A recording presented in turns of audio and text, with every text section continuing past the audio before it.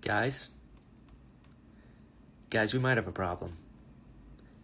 Because I just read the first 2 chapters of Yumi and the Nightmare Painter, and I am already obsessed.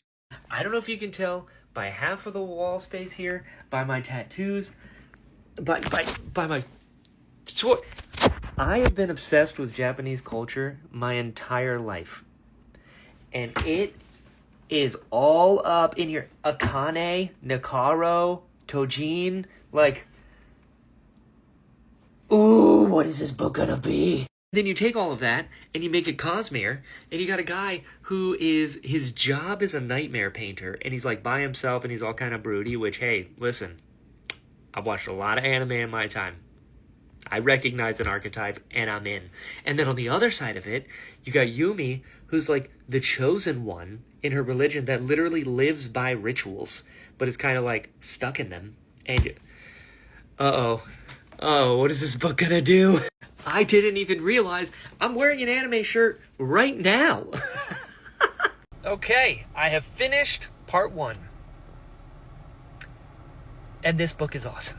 So Painter, he's a nightmare painter, obviously. And so like when he sees a nightmare, he like has to paint it into something that's more like docile and cool. And then they like, it evens out and it makes them like go away. But the nightmares, they're not dangerous until they've like gone back and then come back again like 10 times, which is such a cool like idea. Also, these nightmares, they remind me a lot of Heartless from Kingdom Hearts, which is pretty cool. And Yumi is basically like a spiritual geisha minus the whole, prostitution part. She's like this spiritual leader, and she can like go to different towns and summon spirits and then like grant requests and whatnot with the spirits, and the spirits like agree to help out. That's cool. But then she helped out so many people and summoned like 37 spirits, which I guess is abnormal, to the point where she passed out, which is kind of wild.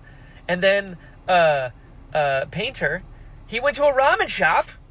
Fantastic. And in the ramen shop, it's like run by Design, which is Hoid's Spren. So cool. So I'm assuming this takes place after Storma. I don't know when this takes place. Like this in Tress is really, really interesting as far as like in the timeline of chronological things. Because he talks about Roshar and how time is different from Roshar where they are now in Yumi. But yeah, Design, so it's after he bonded with Design, that's for sure. Anyway, so Design is running a ramen shop, and Hoid, I guess when he got to this planet, he like froze up, and Design just like spray painted him copper and used him as a coat rack. That is fantastic. I love that, like, with Tress and now with Yumi, is just Hoid just being absolutely disrespected. And I don't know why that delights me so, but it really does. I also love that Design was like, yeah, can you make me look this way and like give me curves and also boobs, because boobs are fun. This is fantastic. It's also funny that Painter always draws bamboo, always paints bamboo, because it's like the easiest one. He's like, oh, we'll just kind of do that. And even his like boss was like, hey, you should probably do more than bamboo, because shit might get crazy. And he's like, bamboo, it's worked all the time. He's like, bamboo again, really? That's fun.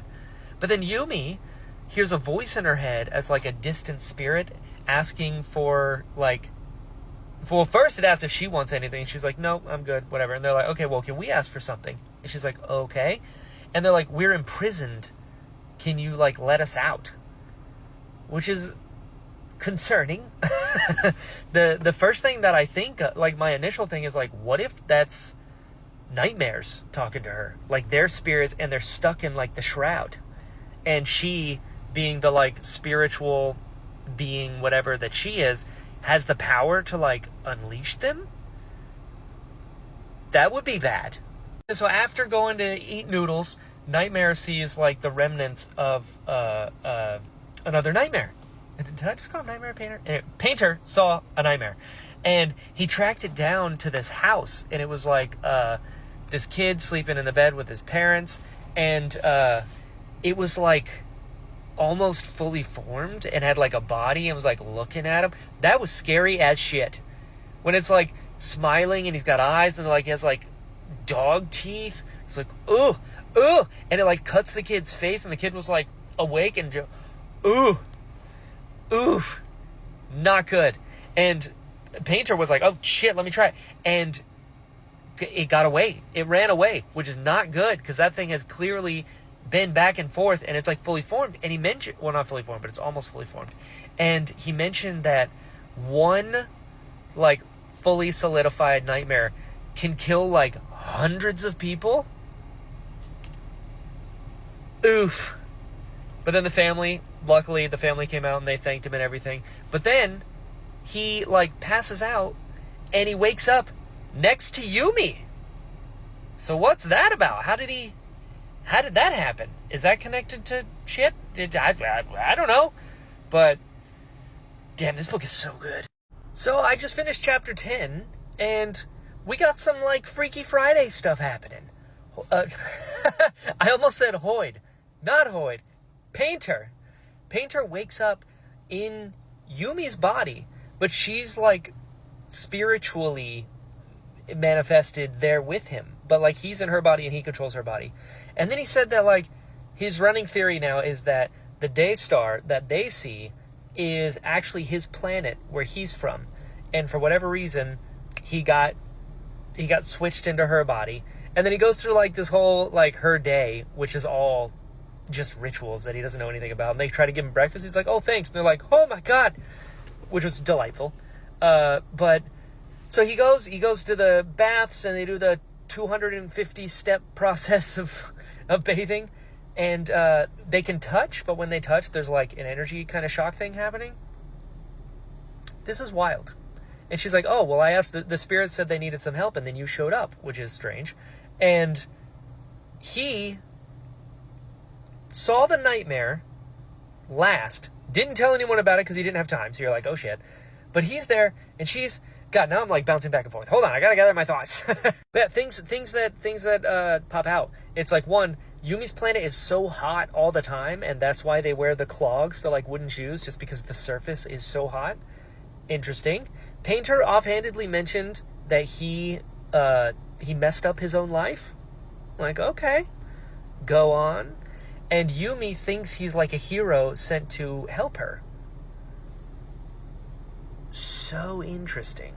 And then after the bath, he goes to stand up and he just like faints. And then he wakes up in his apartment back home, but Yumi is there with him and now she's in his body. Damn. What is going on? Like, why is this happening? How does this connect through like the nightmares that he interacts with in like the shade kind of area, or the spirits that she's interacting with? Are they connected? Are they on like opposite sides of the space here where like each one is the star to the other one? I don't know. But I like this a lot. I have finished chapter 13, and some things have transpired. Most importantly, they switched sides, so Yumi is now in Painter's body, but also kind of not, because people see Yumi as herself. So I don't know what's going on there. Like, why is Painter in her body and she's like spirit form, but when she goes into his body, he's spirit form too, but she's not in his body? So what does that mean? That's kind of wild. But the foreman showed up. Luckily, Painter was able to tell Yumi to tell the foreman that, hey, there's a stable nightmare out there. We should really pay attention. And he mentioned the Dream Watch, which is such a cool name. That's so awesome. This also kind of reminds me of, do you guys remember that movie Rise of the Guardians? That had like all the different, like the Easter Bunny and, Jack Frost and all the others. And it had the Sandman, but it also had like Fear. Fear kind of reminds me of this like thing. And Dream Watch, watching out for dreams. Whatever. Anyway, it just made me think of it. I like how they're fighting now, just because it makes me laugh. And her job is like so important, and he is not cut out for it. But she has to like coach him through every single thing. And now he started stacking rocks, and she's like, God, no! Just awful, awful, awful. Wonderful. I love it. I love that. I also love that Painter basically watches K-dramas. And like, Yeah, it's on the TV. You know, it's every week. It's a new thing, and they always leave it on a cliffhanger. It's like so good. But now it's like I guess when they go to sleep or when they pass out or something, they switch bodies, which would suck so bad. And I'm interested to see how this progresses, because if one of them is doing something really, really serious, they're not going to want to go to sleep. But then I also wonder what is happening when they're gone. So like when Painter is in Yumi's body and Yumi is corporeal, got it, okay. But then when they switch back, Yumi is now with Painter in her regular body, and people see her as Yumi. So what's her body doing back where she was just sleeping, I guess? But like, what if someone tries to wake her up?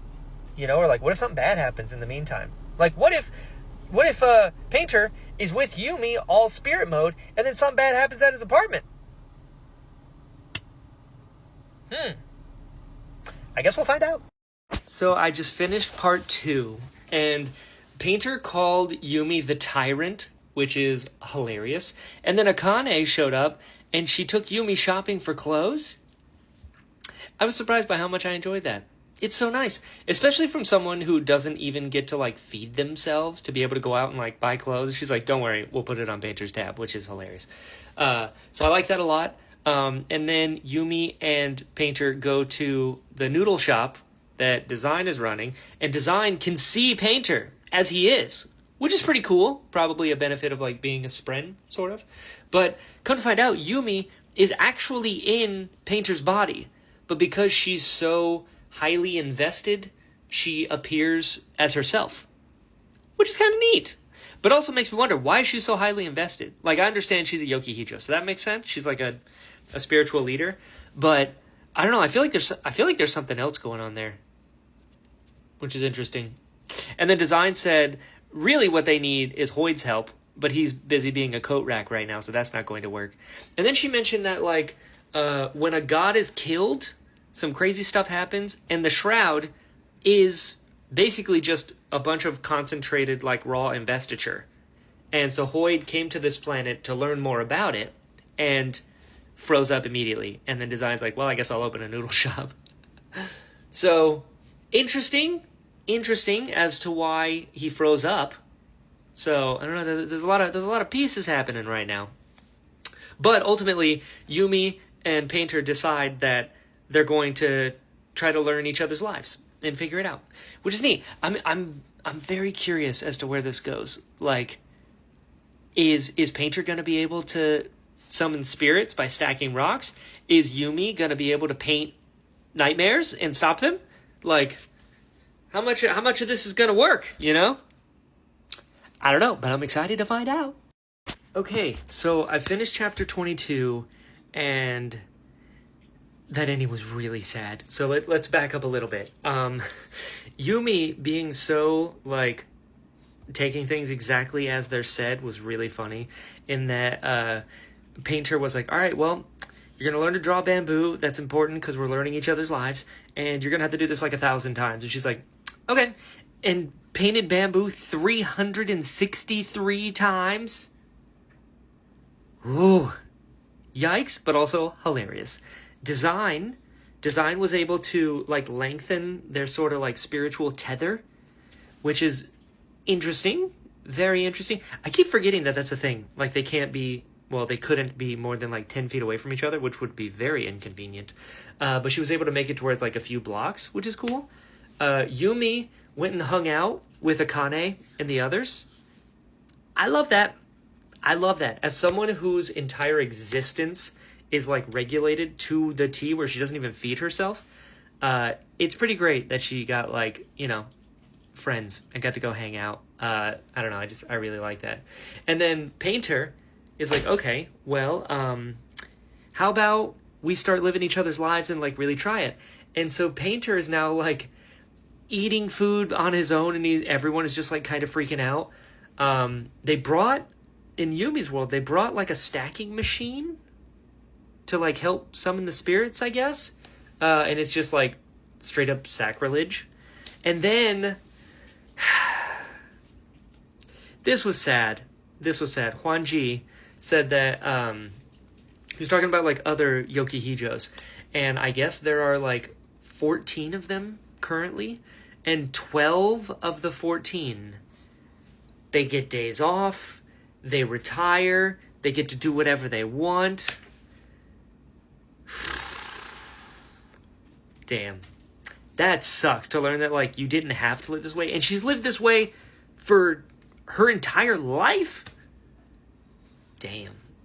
But it was also mentioned that even the ones that, like, aren't super regulated, they were able to do, like, 5 or 6 up to, like, 10, you know, spirits.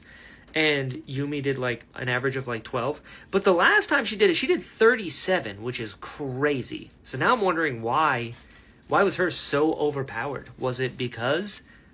Well, no, it wasn't, because there's another one that's regulated as well. So I wonder why she was able to summon so many. And I wonder why, like, I know it's Eugene, the woman that's in charge, Lu Yen. She is, like, the person doing all of this. This was her idea. This is why it's so regulated. The fact that she is doing this, why? Is it just because she's, like, a slave to tradition and that's, like, her thing? But then why subject Yumi to it? Like, why is Yumi so regulated? And why aren't the others? And especially because I guess this is not, like, a new thing. They've been doing it for, like, a couple hundred years now. Where it's just, yeah, Yokihijos can do what they want. But she's like, no, not Yumi. So why is Yumi inherently special? Or is it because of Lu Yen is making the decision for her? I don't know. But that was sad. Basically, her whole world crumbles and be like, hey, you can't even feed yourself? Well, you didn't have to live this way this whole time. Like, that's rough. That's rough. Poor girl. But we'll see what happens next. Hey, I finished chapter 23, and things are not good. First off, Li Yun basically trying to, like, gaslight Yumi a little bit, being all like, oh no, you could have gone to your parents, you know, you don't know them, but you could have, and you could have done all these things, you know, like blaming her, which is crazy because Li Yun has been making her be this ritualistic puppet, essentially, her entire childhood, since she was a baby, to then be like, oh yeah, no, you could, like, not cool. Not cool at all. I don't like that.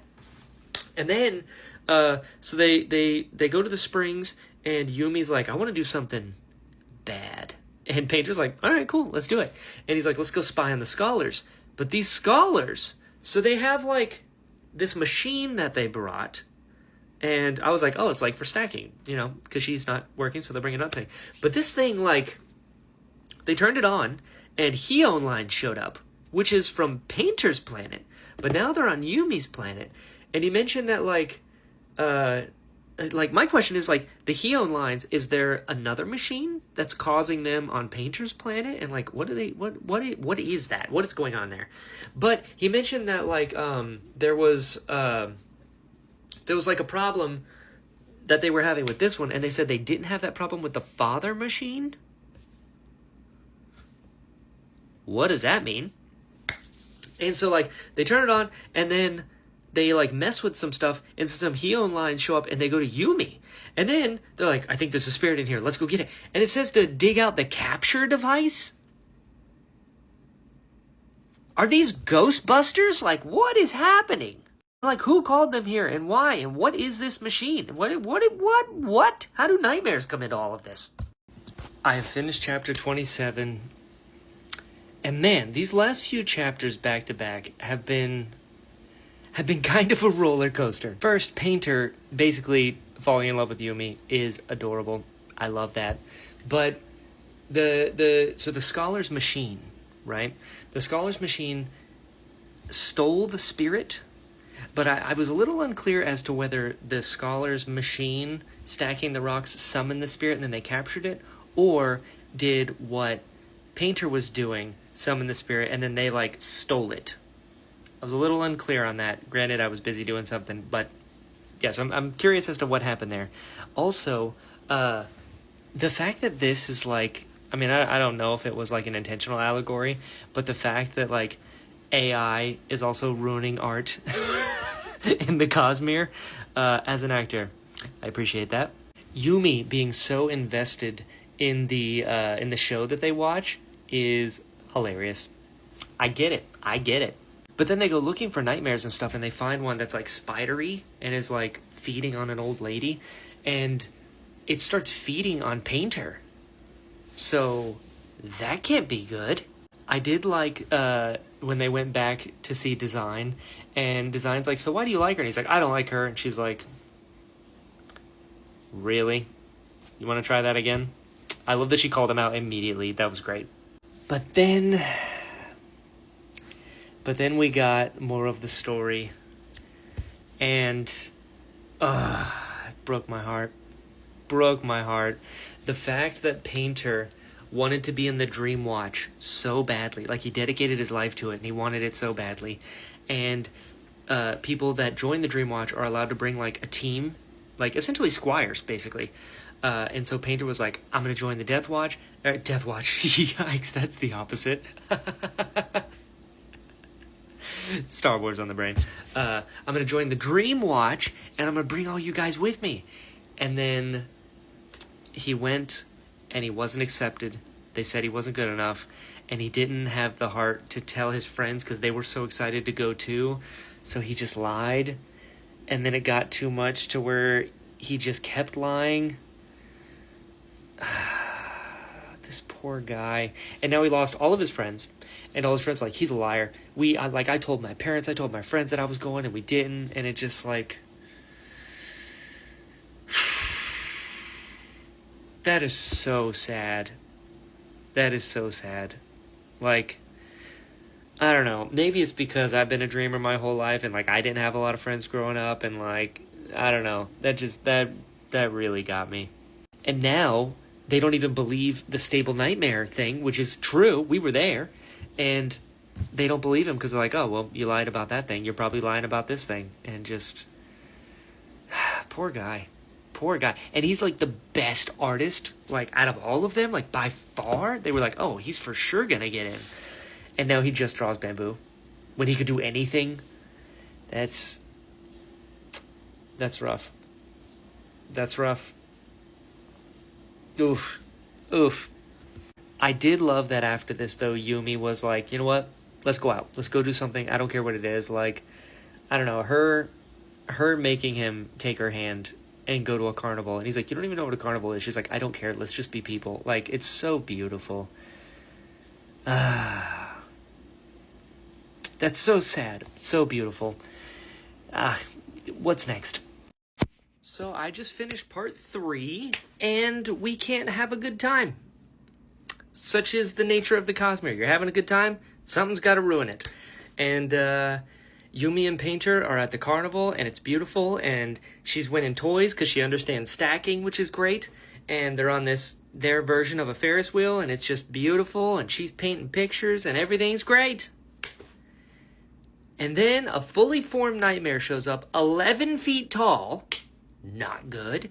And it's straight up searching them out. Yikes.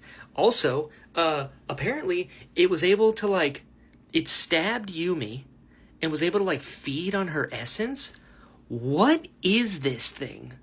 Like, I imagine there's some, investiture stuff going on here. But, like, is this one of those things like Inception where, like, if you die in your dream, you die in real life? So, like, if you get stabbed and consumed by a fully formed nightmare, which it was mentioned that the shroud is like pure investiture. So I imagine the god here, Virtuosity, died, left all this shit here, and now nightmares are doing stuff. But why are they trying to consume Yumi? And how were they able to? And what happens if it goes all the way? That's not good. So that happened. Painter, like, summoned a paintbrush, if I was understanding that correctly. That's kind of cool. And he was, like, drawing bamboo on the concrete as best he could, which also, like, dude, that's a fully formed nightmare. Maybe draw something different than bamboo, especially now that I know you can draw more than bamboo. But, hey, if it works, it works. Although it didn't work, it got away. But, yeah, so... It didn't kill it. It didn't capture it. It ran away, and Yumi started to fade. But then Painter hugged her and there was like explosion of, you know, emotion kinetic stuff happening, and it like brought her back, but they touched, which was cool. I like that.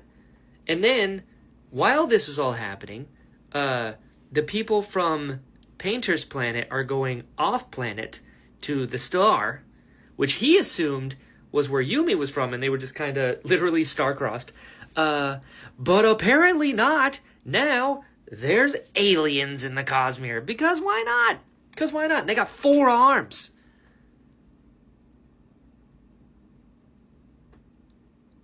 What? I just finished chapter 34. Let's back up. So the scholar's machine keeps parts of the spirits, like, for itself. And Design has a device that can, like, read Yumi and Painter's spirits. And Yumi is invested basically to the level of an Elantrian, which is just insane. And she mentioned that, like, investiture is what souls are made out of. So, okay. I feel like I can eventually wrap my head around that, I guess. But no, that was crazy. Also, she mentioned that Yumi might be able to consume nightmares. That's wild. And Yumi said that she was looking for the other Yokihijo, because I guess she was with one when she was a kid, and then they started becoming friends. Like, they can't have that, and they split them up, which is so sad. That's so sad. To have her so isolated from such a young age is just absolutely heartbreaking. But yeah, she's super invested, and she ran out of the noodle shop, and she started stacking stuff outside of the shroud, right? And the shroud started, like, messing around, like, it started being affected by what she was doing, and then it, like, opened up, and a Yokihijo, supposedly, another woman, like, was screaming through it, which was crazy. And then Design brought in Masaka, because they're trying to figure out where Yumi lives, because she's obviously not on the other planet, because they went to the other planet and they got 4 arms there. But Masaka, she's a sleepless, right? Like, she mentioned, like, seams and how she's, like, spread across continents and stuff. Like, she's definitely a sleepless, which is really, really interesting. Like, why is she there? Why is she working with Design? Like, is that a thing? Is that, like, Dawn Shard related? Because they were, like, way into the Dawn Shards, and, like, she's with Hoyd, and Hoyd had a Dawn Shard, but he doesn't anymore? So, I don't know. That was crazy. And supposedly, so Yumi lives in the shroud? Because also, the scholars, they're like, we're here to break this machine. It's what we're supposed to do. All the scholars are nightmares, and Li Yun is also a nightmare. She was the stable one. So, like, and then they turned the machine on, and the machine severed their connection, Yumi and Painter. But, like, if Li Yun was a stable nightmare, what was she doing? Why was she, one, leaving the shroud to go into, you know, Painter's world, but also, why did she go after that family? Why did she cut that kid's face? What? Like, I mean, I guess that makes a little more sense as to why she was, like, targeting Yumi, but still, what is happening? I have officially finished Yumi and the Nightmare Painter, and full review coming soon. But first, this Sanderlanche, because things got crazy real fast. Yumi woke up and she didn't remember Painter. That was a little concerning, but he remembered her, which was cool. And then Li Yun showed up to Painter, and he, like, had a moment with her and got to talk to her for real. And she, like, doesn't remember herself when she's a nightmare, which, again, would suck so bad. And then I was wondering, like, and I still am not really sure about this, like, how do they turn into nightmares? Because from what I understood, the machine showed up, it got turned on, and it just, like, ate souls.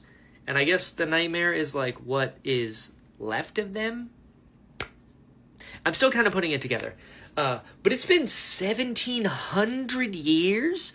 So Yumi, 1,700 years old. Li Yun, 1,700 years old, which is insane. And basically, Yumi has been, like, living Groundhog Day for over a millennia. That's crazy. Speaking of crazy, the Dream Watch is a bunch of Nepo babies? As a professional actor, I took this very personally. Just insane, just insane. I did love that Painter immediately asked about his friends. He's like, I wasn't good enough, but like, hey, my friends, like, they still want to be a part. It's like, I don't know, I thought that was cool. The fact that Yumi remembered, and so like, Painter gave the painting that Yumi did of them from the carnival to Liyun. Liyun brought it to Yumi, and she immediately remembered after it.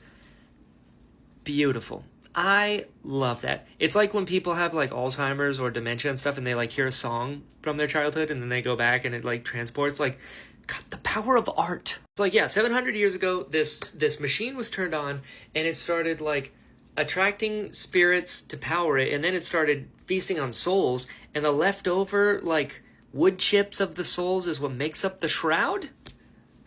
Okay. Yikes. And all of the Yokihijo are in their own fake realities, and they have their memories wiped every day. Damn. I mean, it just keeps getting worse.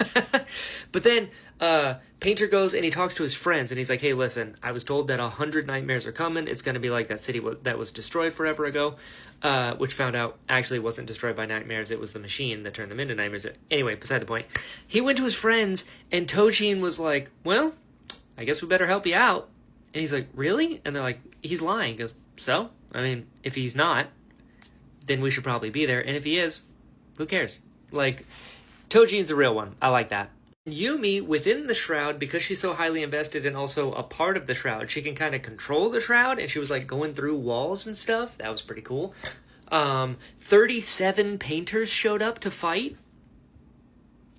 Great. The nightmares not being able to stop Yumi was such a cool power move for her. When she straight up said, like, I am the one the nightmares fear. You bow to me. I was like, oh shit, the chosen one indeed. Hell yeah, dude. And then all of the painters, Tojin yelling like, we're the Dream Watch now. I was like, shit yeah. That was awesome. Especially knowing that the Dream Watch is a bunch of Nepo babies now. I was like, what the shit? Like, it doesn't even matter if you're good. It just matters if your parents own corporations. That struck a nerve. It struck a nerve. I did think it was really cool that Painter turned Liyun into herself again. Like, painted her as herself. That was really cool. And did it for everyone. Like, the whole Torio City. All the nightmares. He turned them back into themselves. That was really cool. I like that a lot. The line in this book where, Hoyd is narrating it, and I don't remember if Hoyd said it or if one of the characters said it, but they said, all art is meaningless without an audience to admire it. Whew, God, did I feel that, because I've mentioned this to you guys in the past. An actor, we make our art and we want to share it. And, like, if nobody watches it, anything, we're like, oh, okay, well, I guess I'll hold on to this. So it's always meant the world to me that any of you care about any of my career stuff. And so thanks for that. This whole thing where, like, Yumi finds the machine, and the machine is just stacking stuff over and over and over and over, just automated. And Yumi literally makes stack after stack after stack of art out of the rubble of the city.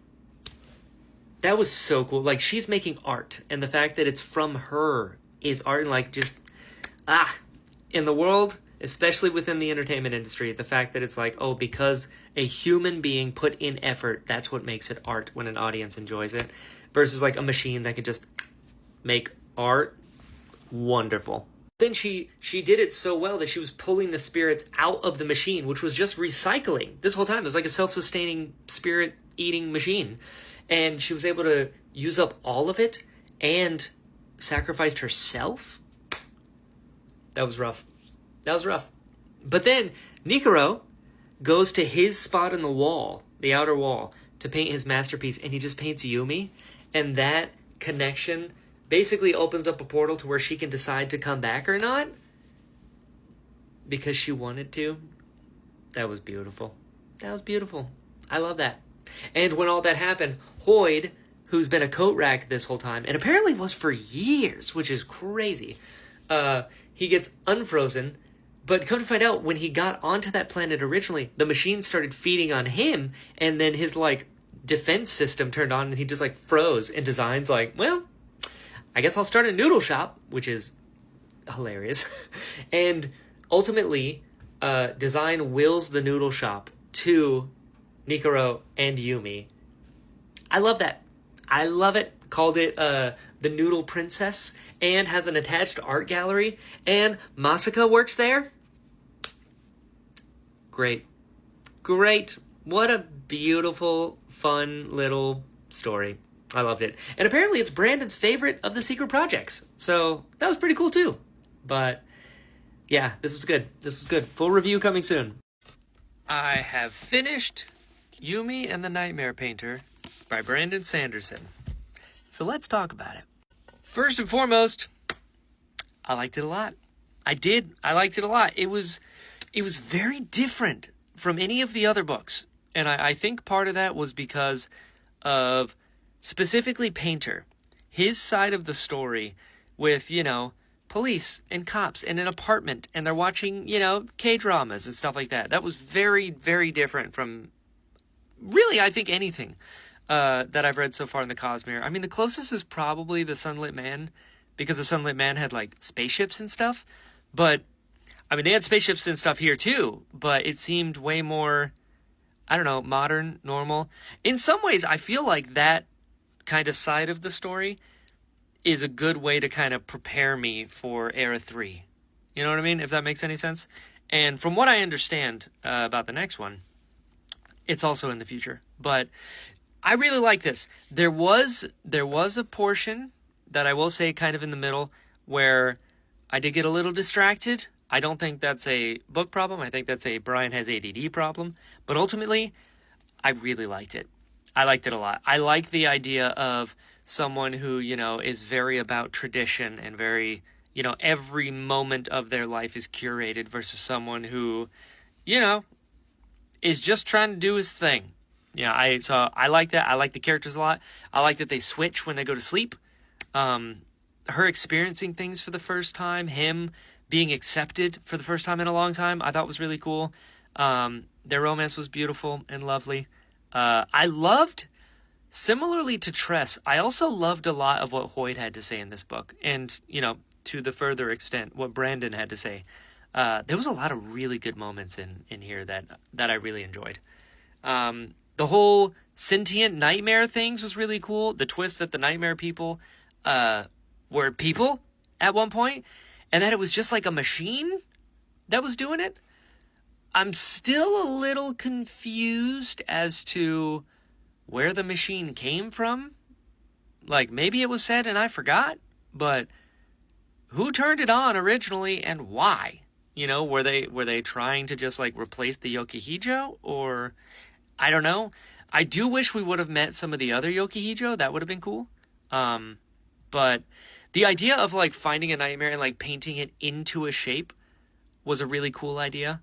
I also loved the reveal that Painter's actually, like, an amazing painter, but he just paints bamboo. I don't know. I like that. But this was quick. This was fun. I'm still a little confused also as to how the Heon worked. Like the two power lines, but I don't know. There's a lot in here I think I still have to, like, digest and understand and I'll be thinking about for quite some time. Design was great. Design actually reminded me a lot of Renette. I don't know why, they just, similar vibes. I love ramen. There was a ramen shop. That was cool.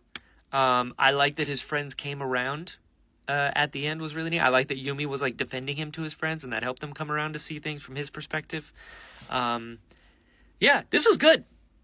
I really enjoyed it. I think there's we got Tress, Yumi, Sunlit Man, Owls of the Emberdark. Am I forgetting a secret novel? Maybe I am. Oh, right, the Frugal Wizard one. Never mind, that doesn't count. Out of Tress, Yumi, Sunlit Man, I'm really digging all of this. It's so different. Like, The Sunlit Man felt more kind of Cosmere-y. Like, that made sense. Like, it was Mad Max. Also, you know, it had, like, spaceships and stuff, but it felt very Cosmere. Where Yumi had, like, bits of Cosmere, but could kind of be its own thing. I feel like Yumi and Tress have, like, bits of Cosmere, but kind of their own thing. I loved of these two, I really came around to really appreciate and enjoy Hoid. Which is, you know, you guys have been with me for a while. That's kind of a big deal for me. Maybe it's just because they're straight up, like, embarrassing him being in Tress where he's like an idiot and Yumi where he's literally a coat rack. I don't know, I just like that. But it was good. I really enjoyed this one. I'll give a ranking of them when I'm done, probably. And that's Yumi and the Nightmare Painter. I do not have a physical copy of Isles of the Emberdark, but Isles of the Emberdark is next. And with that, I mean, I can't believe I'm saying this right now. I've read the entire Cosmere up to this point after Isles of the Emberdark. And I mean, I've been on this journey since January, and we're here. I'm officially starting Isles of the Emberdark technically today. So, whew, that's what's next. Prepare yourselves. Yumi and the Nightmare Painter. Thumbs up. I dug it.